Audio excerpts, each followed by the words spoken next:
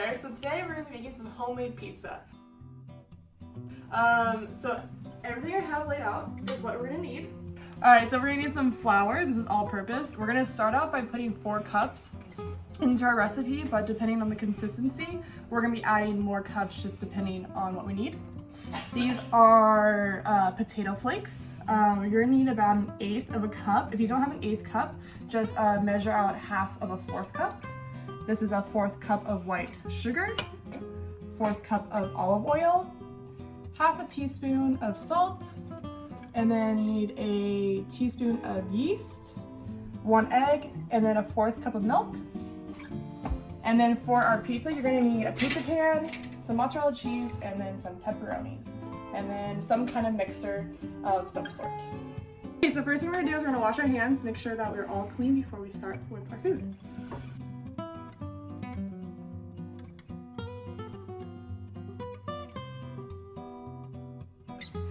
Alright, so the first thing we're going to do is we're going to crack our egg into our 1/4 cup. After we crack our egg into there, we're going to fill it up to 2 cups with medium hot warm water, just so that we can start the mixture. Alright, so now we're going to mix our egg into our milk first.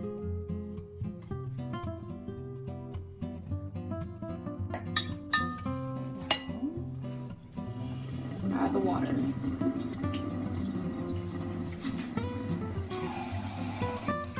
Okay, so in our mixture with our hook on it, we are going to pour our 1 tablespoon of yeast.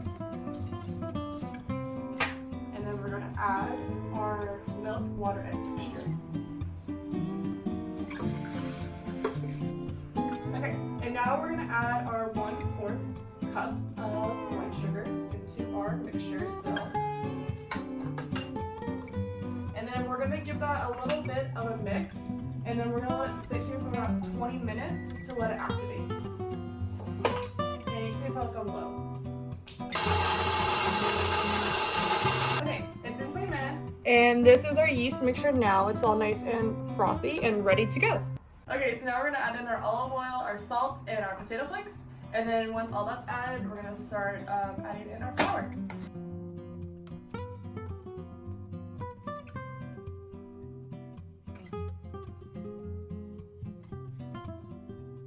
So now we're going to start by adding our all-purpose flour. We're going to automatically put in 4 cups, and then we're going to start mixing it. And then depending on the consistency, we're going to start adding 1 cup of flour until it turns into the consistency that we want.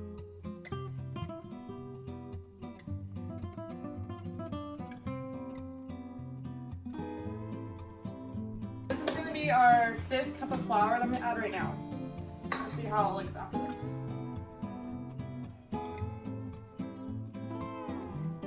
Okay, so after our 5th cup of flour, this is what our dough looks like. You want it to still be a little bit elasticy and be able to come off the dough hook easily. Now what I'm going to do is I'm going to add a little bit of olive oil to the top of this, just a little bit, just to kind of like keep a little bit of moisture on it, and then I'm going to cover it with a towel and let it sit here until it doubles in size.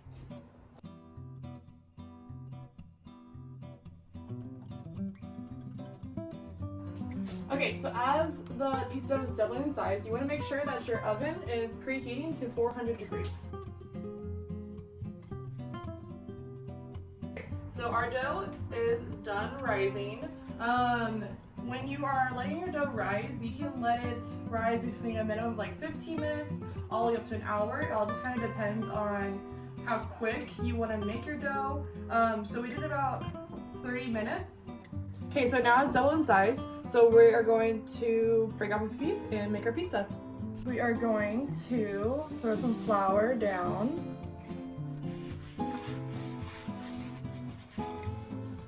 And then we are going to grab some bread.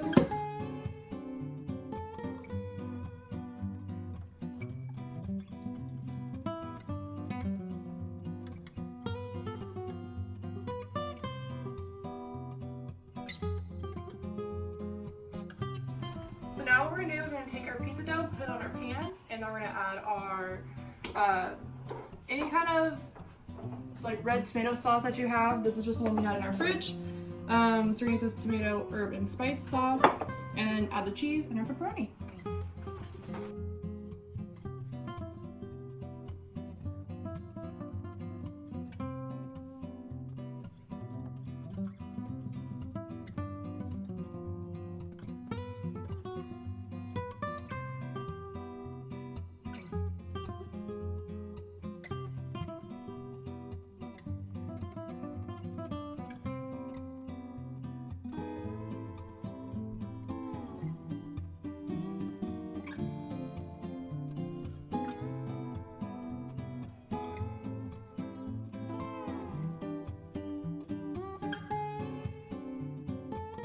Alright, so I'm going to put this in the oven for about 10 minutes until our cheese is nice and bubbly and our crust is nice and golden brown.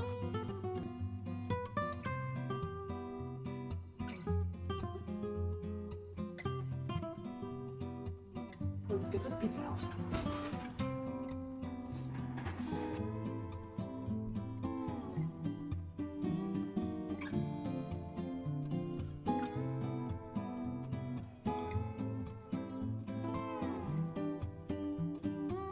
Go ahead and slice up our pizza.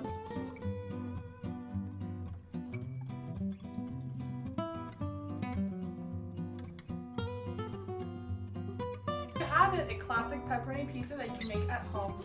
I hope you guys enjoyed this video and stay tuned for more.